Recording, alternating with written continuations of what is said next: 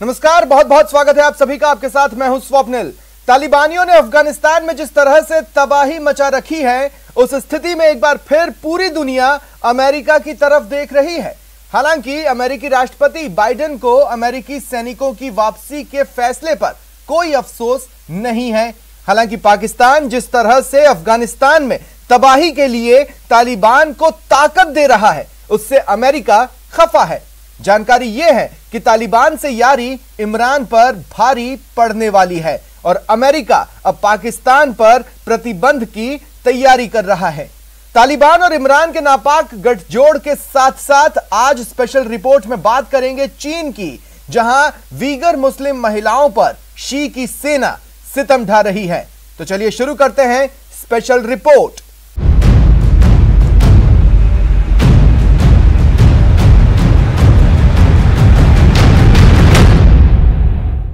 तालिबान ने अफगानिस्तान में तबाही मचा रखी है।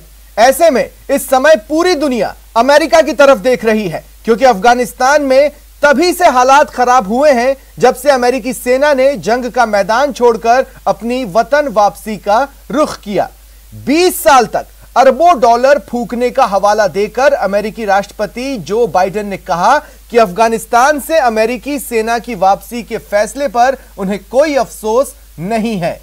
अफगानिस्तान में तालिबान की पकड़ लगातार बढ़ती जा रही है। महज एक ही दिन में तालिबान ने 3 प्रांतों की राजधानियों पर अपना कब्जा जमा लिया। पिछले 3 दिनों में खून की होली खेलते हुए तालिबान ने 5 प्रांतों की राजधानियों पर अपना परचम फहराया है। अफगानिस्तान के 34 प्रांत में से कई राजधानियों पर अब तालिबान की हुकूमत कायम हो चुकी है। अब तालिबान ने उत्तरी कुंदुज प्रांत की राजधानी कुंदुज शहर पर कब्जे के लिए जंग छेड़ रखी है। तालिबान ने ये मारकाट और अफगानिस्तान की सरकार के खिलाफ उस वक्त जंग छेड़ी है जब नाटो और अमेरिका की सेनाएं अफगानिस्तान से बोरिया बिस्तर समेट चुकी हैं। असल में 11 सितंबर 2001 में जो अमेरिका के वर्ल्ड ट्रेड सेंटर पर हमला हुआ, उसके बाद ही अमेरिका ने अलकायदा के खिलाफ उनको तबाह करने के लिए, उनको बर्बाद करने के लिए ऑपरेशन शुरू किया। उसके बाद ही अमेरिकी सैनिकों ने अफगानिस्तान में तालिबान और अलकायदा के खात्मे को लेकर लड़ाई लड़ी, लेकिन अमेरिका का दावा था कि वो इन्हें पूरी तरह से तबाह कर देंगे, जिस मकसद में अमेरिका नाकामयाब रहा। और वहीं अमेरिका में भी जो अमेरिकी सैनिक घर वापसी करते रहे, वतन वापसी करते रहे, उन पर सवाल उठते रहे। अप्रैल में बाइडेन ने जंग से जूझ रहे अफगानिस्तान से सभी अमेरिकी सैनिकों की वापसी का आदेश दिया था और इस कार्यक्रम की आखिरी तारीख 11 सितंबर तय की गई थी। मगर अफगानिस्तान के मौजूदा हालात के लिए इन दिनों अमेरिका के राष्ट्रपति जो बाइडेन सवालों से घिरे हुए हैं। तालिबान के अफगानिस्तान के बड़े हिस्से में काबिज होने के बीच अमेरिका के राष्ट्रपति जो बाइडेन ने फिर साफ कर दिया है कि अफगानिस्तान से सैनिकों की वापसी के कार्यक्रम में किसी भी तरह के बदलाव की कोई गुंजाइश नहीं है। Afghan leaders have to come together. We lost thousands, lost death and injury, thousands of American personnel. They've got to fight for themselves, fight for their nation. Afghanistan में तालिबान लगातार आगे बढ़ते जा रहे हैं। सराय पुल शहर के कई इलाकों को पूरी तरह बर्बाद कर दिया गया। अफगान सरकार की सेना इस प्रांत से पूरी तरह हट चुकी है। कई जगहों पर बिना किसी लड़ाई के अफगान सैनिकों ने तालिबान के सामने हथियार डाल दिए। पेंटागन के मुताबिक अब तक अफगानिस्तान से 90% से अधिक सैनिक लौट चुके हैं। सैनिकों और उपकरणों को अफगानिस्तान से वापस लाने का बड़ा काम करीब करीब पूरा हो चुका है और अमेरिकी सेना का मिशन 31 अगस्त तक समाप्त हो सकता है। उधर व्हाइट हाउस में प्रेस कॉन्फ्रेंस के दौरान प्रेस सचिव और रिपोर्टरों के बीच अच्छी खासी बहस छिड़ गई और कुछ सवाल ऐसे थे जिनसे अमेरिकी प्रशासन बचता नजर आया। The Afghan National Security Defense Forces has the equipment, numbers and training to fight back, which will strengthen their position at the negotiating table. We believe there's a political process. That's the only process that will successfully bring peace and stability to Afghanistan.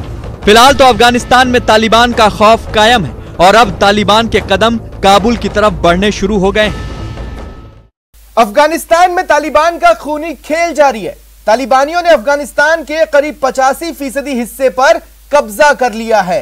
तालिबानियों ने उस MI helicopter पर भी कब्जा कर लिया जिसे 2019 में भारत ने अफगानिस्तान की सेना को गिफ्ट किया था। तालिबानियों के बढ़ते आतंक के बीच अफगान की जनता ने तालिबानियों के साथ साथ पाकिस्तान के खिलाफ भी जंग का ऐलान कर दिया है। पाकिस्तान पर प्रतिबंध लगाने के लिए अफगानिस्तान की आवाम मुहिम चला रही है, क्योंकि अफगानिस्तान की जनता जानती है कि वो पाकिस्तान ही है जिसने तालिबान को ताकतवर बनाया है।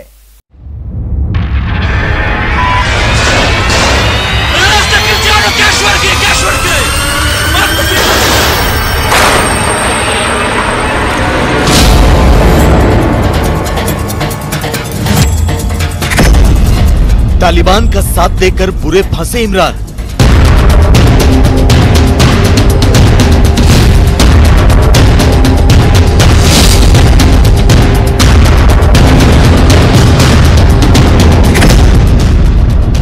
आतंकिस्तान पर अब प्रतिबंध लगाने की मांग।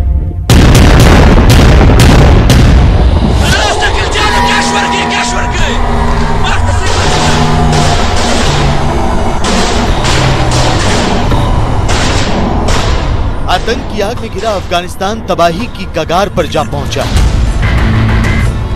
अफगानिस्तान का जर्रा जर्रा दहशतगर्दी से दहल उठा है।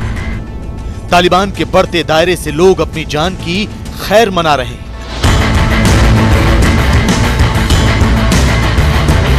जिन इलाकों पर तालिबान काबिज हो चुका है, वहां मौत का सन्नाटा पसरा है। अफगानिस्तान का नक्शा जाहिर करता है कि वहां पर तालिबान का शिकंजा अब कस चुका है। आपके टेलीविजन स्क्रीन पर अफगानिस्तान का मैप है। इसमें लाल रंग में जो इलाके नजर आ रहे हैं, वहां तालिबान ने कब्जा कर लिया है, जबकि नीले रंग में जो इलाके हैं वो अब भी अफगान आर्मी के कंट्रोल में है। वहीं पीले रंग में जो इलाके नजर आ रहे हैं, वहां अफगान सुरक्षा बल और तालिबान के बीच अब भी संघर्ष जारी है। कुल मिलाकर देखा जाए तो तालिबान ने अफगानिस्तान के 85% हिस्से पर कब्जा जमा लिया है। अफगानिस्तान से अमेरिका और नेटो सेनाओं की वापसी के बीच तालिबान ने लड़ाई तेज कर दी। हालांकि अफगान सुरक्षा बल ने जवाबी हमले भी किए, अमेरिका की मदद से हवाई हमले भी किए, लेकिन तालिबान के बढ़ते कदमों को रोकने में वो नाकाम साबित हो रहे हैं। अब तो हालात ऐसे हो चले हैं कि तालिबान किसी भी वक्त देश की राजधानी काबुल को भी अपनी गिरफ्त में ले सकता है। दरअसल तालिबान ने काबुल को लगभग चारों तरफ से घेर लिया है। तालिबान ने काबुल के करीब तालोकन, कुंदुज, सारे पुल, ऐबक और पुले खुमरी जैसे इलाकों को अपने कब्जे में ले लिया है। इंटरनेशनल बॉर्डर है, उसको चारों तरफ से इन्होंने उसको पहले सिक्योर किया है, और एक बारी जब ये बॉर्डर को इन्होंने सिक्योर कर लिया है, उसके बाद में ये अभी पिंसर मूवमेंट्स कर रहे हैं अंदर की तरफ, towards the heart of Afghanistan. वहाँ पे कंधार भी है, वहाँ पे काबुल भी है, काबुल थोड़ा ईस्ट के अंदर है। तो ये जितने भी है लश्कर दा है, तो इनके ऊपर इन्होंने थ्रस्ट चारों तरफ से लगा रहे हैं। जाहिर है यहां से अफगान आर्मी के लिए ये जंग जीतना लगभग नामुमकिन सा दिख रहा है। लेकिन अफगानिस्तान की सेना को शिकस्त मिलती है तो इसकी सबसे बड़ी वजह होगा पाकिस्तान, क्योंकि वो पाकिस्तान ही है जिसने अफगानिस्तान में तालिबान के हाथ मजबूत किए हैं। वो पाकिस्तान ही है जिसकी सेना और आतंकियों ने तालिबान को खाद पानी मुहैया कराया है। न्यूज 18 इंडिया पर अफगान आर्मी की रिटायर्ड कर्नल ने भी माना कि पाकिस्तान अगर तालिबान का साथ ना देता तो आज अफगानिस्तान इतना अशांत ना होता।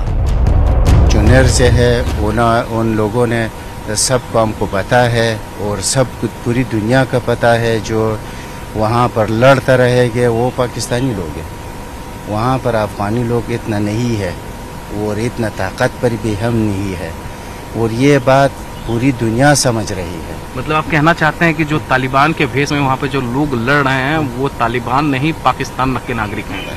यस, ये सब पाकिस्तानी है वहाँ पर लड़ रहे। और आज दिन भी अभी जो इतनी लड़ाई बहुत ज़्यादा से ज़ोर चल रहा है, ये सब पाकिस्तानी है। हमारा रईस जमहूर ने हमने ये बता दिया कि 10,000 अफराद आज पाकिस्तान से उबूर के अफगानिस्तान के अंदर आए। ऐसी रिपोर्ट है कि पाकिस्तान ने तालिबान की मदद के लिए करीब 20,000 लड़ाके भेजे हैं।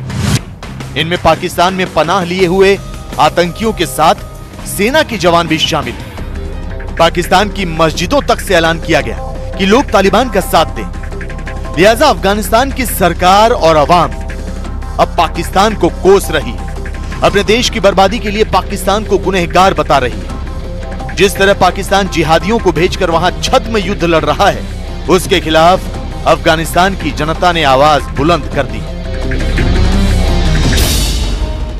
अफगानिस्तान, पाकिस्तान और भारत समेत दुनिया के कई देशों में #सैंक्शन पाकिस्तान ट्विटर पर ट्रेंड कर रहा है। लोग इस हैशटैग का इस्तेमाल कर पाकिस्तान के खिलाफ प्रतिबंध लगाने की मांग कर रहे हैं। हैशटैग के साथ यूजर्स पाकिस्तान को ट्रोल भी कर रहे हैं। एक यूजर ने ट्वीट कर यहां तक कह दिया कि अफगानिस्तान में स्थिरता लाने और मानवता को बचाने के लिए पाकिस्तान पर प्रतिबंध लगाने के अलावा और कोई विकल्प नहीं बचा है। मतलब यह कि पाकिस्तान के खिलाफ अमन पसंद लोगों का आक्रोश बढ़ता जा रहा है। अफगानिस्तान में तालिबान को मजबूत बनाने का कसूरवार पाकिस्तान अब घिरता जा रहा है। इस समय जो पाकिस्तान अफगानिस्तान के अंदर भी जनता की आवाज़ उठ रही है लगातार कि पाकिस्तान के खिलाफ दुनिया को सैंक्शन लगानी चाहिए। और यूएसए ने भी इनकी फटकार लगाई है, लेकिन वो फटकार से कोई खास फर्क नहीं पड़ने वाला। लेकिन इनके खिलाफ बहुत कड़ी सैंक्शंस लगानी चाहिए। पूरा जितना भी बाकी दूसरी कंट्रीज़ हैं, मुस्लिम कंट्रीज़ हैं या नेटो कंट्रीज़ हैं, पाकिस्तान को इनको घेरे में लाना चाहिए। अफगानिस्तान के विदेश मंत्री मोहम्मद हनीफ अतमार ने कहा है कि तालिबान के दहशतगर्द पाकिस्तान के आतंकी संगठन लश्कर-ए-तैयबा और अल-कायदा के साथ मिलकर हमले कर रहे हैं, लेकिन फिर भी पाकिस्तान खुद को पाक साफ साबित करने पर तुला है। शायद पाकिस्तान की हुकूमत अपने ही वजीर आजम और गृह मंत्री के बयान भूल चुकी है। हाल ही में पाकिस्तान के पीएम इमरान खान ने तालिबान के आतंकियों को आम नागरिक बताया था, जबकि पाकिस्तान के गृह मंत्री शेख रशीद ने पूरी दुनिया के सामने स्वीकार किया था कि कई तालिबानी आतंकियों के परिवार पाकिस्तान में ही रहते हैं। हमने सालों ISPR से ये ब्रीफिंग सुनी थी कि हमारी जंग अलकायदा से है। तालिबान के साथ जंग पे हमारी फिर भी दुनिया शक कर रही थी, लेकिन अलकायदा का बिल्कुल ऑब्वियस था। अब इसमें हमारी गलती कहाँ से आई? असल मसाइल क्या हैं? मसाइल ये हैं कि तालिबान की या दूसरे जो वहाँ लोग हैं उनकी फैमिलीज़ यहाँ रहती हैं, पाकिस्तान में है, रवात है, लोईबीर है, ये बनी गाला है, सॉरी क्या है, मरी से पहले जो हमारा आता है बाराकऊ है, तरनोल है। इसी के अलावा देखिए एक बहुत बड़ा उनकी बाज़ डेड बॉडीज़ भी आ जाती हैं। बाज़ मेडिकल ट्रीटमेंट के लिए भी लोग, बाज़ हॉस्पिटल्स ऐसे हैं जहां उनकी ट्रीटमेंट होती है। तालिबान को सिर्फ पाकिस्तान ही नहीं बल्कि उसके आका चीन का भी पूरा समर्थन मिल रहा है।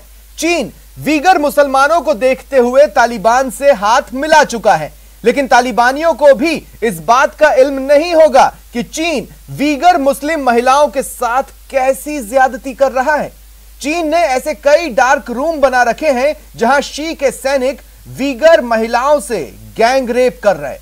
ड्रैगन के डार्क रूम की इनसाइड स्टोरी देखिए।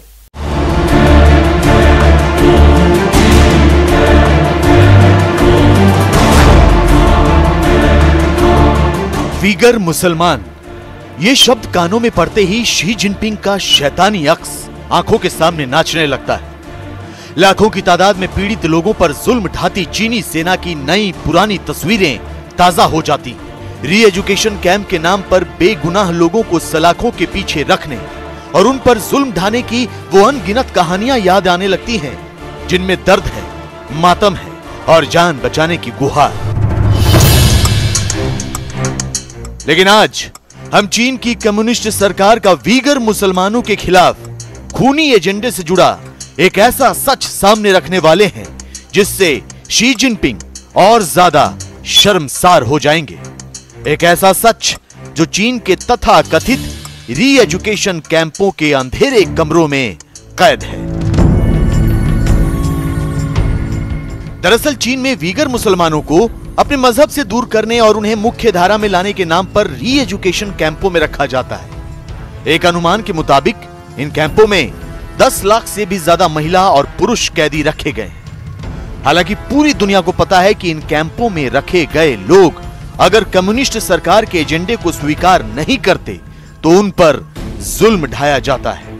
लेकिन शायद ही किसी को यह पता होगा कि इन शिविरों में रह रही महिलाओं के साथ क्या होता है। एक रिपोर्ट के मुताबिक री एजुकेशन कैंपों में रखी गई महिलाओं के साथ गैंग रेप किया जाता है। कोरोना की वजह से चीनी सैनिक मास्क पहनकर महिलाओं के सेल में आते हैं। आधी रात के बाद किसी भी वक्त वो सेल में मौजूद औरतों को उठाकर ले जाते हैं। चीनी सैनिक महिलाओं को घसीटते हुए एक डार्क रूम में ले जाते हैं। इस डार्क रूम में कोई सर्वेलेंस कैमरा भी नहीं होता, लिहाजा यहीं पर ये सिपाही महिलाओं का यौन शोषण करते हैं। चीन के कंटिन्यूअस अत्याचार जो उग्र मुसलमानों पर चल रहे हैं उसका अगर हम एक बहुत ही ह्यूमन राइट वायलेशन अगर देखें तो वो सबसे ज़्यादा दिखेगा औरतों के खिलाफ, क्योंकि जिस तरीके से औरतों बच्चियों पर जुल्म किया जा रहा है, मास रेप किए जा रहे हैं, जिस तरीके से उन्हें मिसयूज़ किया जा रहा है, ये अपने आप में पूरी दुनिया को दिखाता है कि यस चाइना एक्चुअली क्या है। एक रिपोर्ट की माने तो री एजुकेशन कैंप में रहने वाली कई औरतों के साथ तो 4 बार गैंगरेप हो चुका है। चीन के सैनिक इन महिलाओं को इंसान नहीं बल्कि जानवर समझते हैं। वो इन महिलाओं के बाल जबरदस्ती काटकर छोटे कर देते हैं। यही नहीं, जो महिला चीनी सिपाहियों की बात मानने से इनकार करती है उसकी बेरहमी से पिटाई भी की जाती है। हैरान करने वाली बात यह है कि चीनी सैनिक बुजुर्ग महिलाओं को भी नहीं बख्शते। फिलहाल इतना ही, दीजिए पूरी टीम को इजाजत। नमस्कार।